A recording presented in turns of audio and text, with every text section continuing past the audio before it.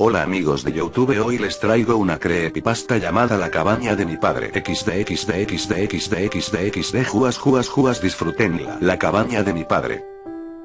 Todo comenzó al terminar las clases en verano. Solía viajar a diferentes partes del país, pero esta vez decidí visitar a mi padre. Ya hacía bastante tiempo que no lo veía, ya que mi carrera me lo impedía. Yo, en ese entonces, vivía con mi abuela en Los Ángeles, Pasadena, y visitaría a mi padre a unas cuantas horas cerca de las orillas de la localidad. A lo largo del viaje, recordaba momentos de mi infancia, algo a lo que me había acostumbrado a hacer últimamente por alguna extraña razón. Mientras recapitulaba tan nostálgicas memorias, se acercó una anciana de un aspecto muy desagradable al lugar donde yo estaba. Me miró fría y profundamente y me dijo, con un tono de voz bastante oscuro, como si algo muy malo le hubiera sucedido: no vayas. En ese momento quedé completamente petrificada, ya que no es normal que se acerque alguien a decirte palabras como esas, ¿o sí? Luego de unos instantes, la anciana se alejó. No sé a qué se refería en ese momento, solo esperaba bajar del autobús lo más pronto posible. Por suerte estaba cerca de mi destino. Al bajar y caminar unos minutos, pude observar que la vieja cabaña de mi padre estaba como siempre, con ese olor a humedad que no había cambiado nada. Los árboles estaban un poco más grandes, pero los columpios al lado del lago permanecían en su lugar, como esos tiempos de antaño en los que solía jugar con mi pequeña hermana.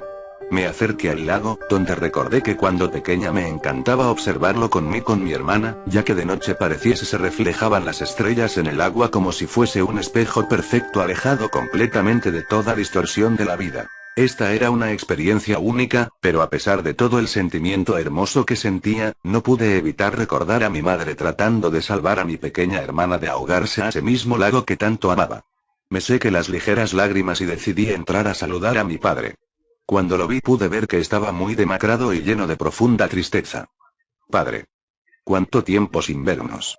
Silencio desgarrador y mi respiración podía cortar el aire. ¿Sucede algo? Insistí. No. ¿Y cómo has estado?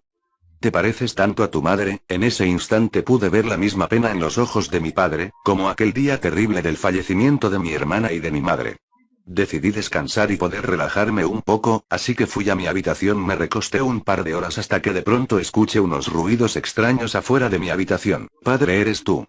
Grité. No es gracioso, papá.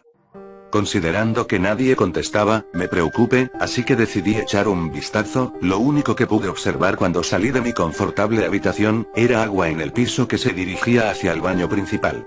Naturalmente, en ese momento creí que mi padre la habría tirado por accidente una fuente de agua o algo, mientras la acarreaba agua para tomar un baño, así que no le di importancia.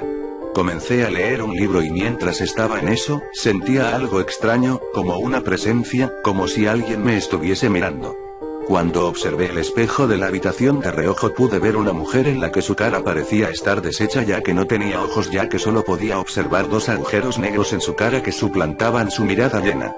Su cabello era largo y negro. No sabía qué hacer, ya que entre más la observaba, más pánico sentía. En ese momento sentí algo escalofriante que se extendía desde la parte baja de mi espalda hasta mi nuca. Al parecer mi pánico me impedía hacer cualquier movimiento, por lo que gritar o correr no eran opciones. Debo admitir que yo no creía esas cosas de fantasmas y hechos paranormales, ese momento donde todos mis miedos parecían unirse y formar una clase de tortura interior que te desgarra el alma. En ese momento escuché que alguien entraba a la habitación y por dentro rogaba que fuera mi padre, y efectivamente era él. En ese momento, al mirar del espejo, ya no estaba esa tortuosa imagen que había visto. Mi padre se dirigió a mí diciendo: Alice, ¿por qué gritabas? ¿De qué hablas? Yo no he gritado, respondí, de hecho acabo de pasar por una experiencia que me ha dejado, para. Gritó mi padre, tú estabas gritando, no me mientas, no estoy para juegos. ¿Y por qué hay agua tirada en el pasillo?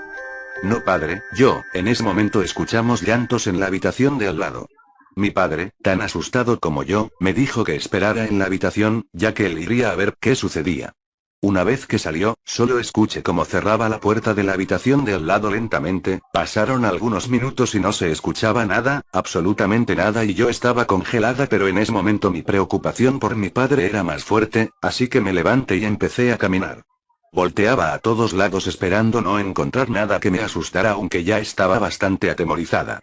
Me dirigí a la puerta y por abajo de la misma encontraba mucha sangre y mucha Era tanta que formaba un río de sangre, como si ésta quisiera llevarme a un lado en específico. Mi pavor era tanto que no quise abrir la puerta de donde provenía la sangre, por lo que decidí seguir el río de este fluido. Así que la seguí hasta llegar a orillas del lago. Cuando llegué al columpio, alguien se mecía cuya silueta parecía el de una niña. El terrible rechinar de las cadenas me golpeteaba muy profundo en los oídos. El terror era casi incontenible, pero algo me decía que debía continuar. Al acercarme más, el columpio se detuvo y juraba que la niña que estaba ahí era mi hermana. No tuve que averiguarlo pues la cabeza que lo que estuviera allí meciéndose, rodó hacia mis pies.